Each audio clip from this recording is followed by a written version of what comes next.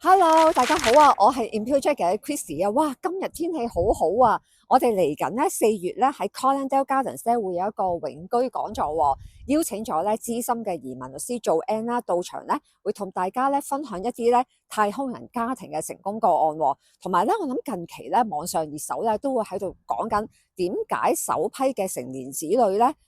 即係代表係2022年11月之前申請嗰班嘅 BNO Visa 會跌咗落去 ADR 呢個陷阱咧，同埋咧嚟緊咧9月咧都有機會咧政府係會宣布咧有一個加辣，就係一個入息嘅要求咧12,570磅咧，咁做 N 都會為你哋咧一一解構嘅喎。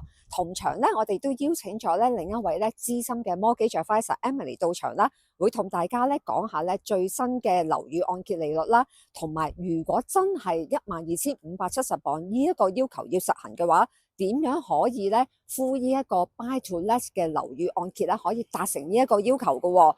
咁咧同場我哋咧亦都會提供一啲港式嘅小食俾大家啦。我哋咧亦都會上去咧參觀咧而家 Colindale Gardens 熱賣當中 W1 同埋 W4嘅一啲實樓單位啦，咁我哋都會帶大家咧去睇一啲，尤其是兩房或者一房啦，可以面對一個咧咁靚嘅大公園景喎。係啦，咁如果大家都對呢一個永居講座有興趣咧，名額有限啦，快啲 click 入呢條 link 度報名啦！哇，係咪好嘆世界咧？我而家咧位置咧就係喺 Colindale Gardens 咧最新嗰座 W1 嘅地下一個單位喎。大家望下後邊一個好靚嘅公園景啦，我而家就喺度嘆緊世界啦。咁咧，但係都帶你哋入去睇下，究竟呢一個咧地下嘅單位嘅別致喺邊度喎？咁我哋而家入去睇下。係啦，呢一個單位咧有2個門口㗎。嗱，第一個門口咧就係自己嘅一個 terrace 啦，咁你可以喺呢一個位置咧翻入屋企嘅。咁我哋快啲入嚟睇下裏邊究竟係點樣啦。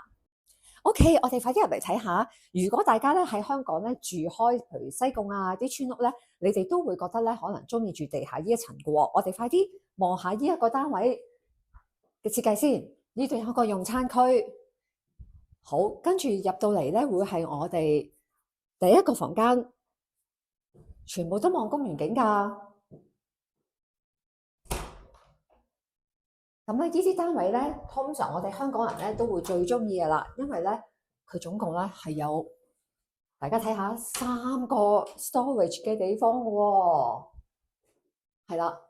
咁當然咧，呢邊仲有另一個大門啦。因為咧，如果你有揸車嘅話咧，呢個單位咧可以認購車位㗎，2萬磅。跟住咧，你泊完架車咧，就可以喺呢個門口上嚟啦。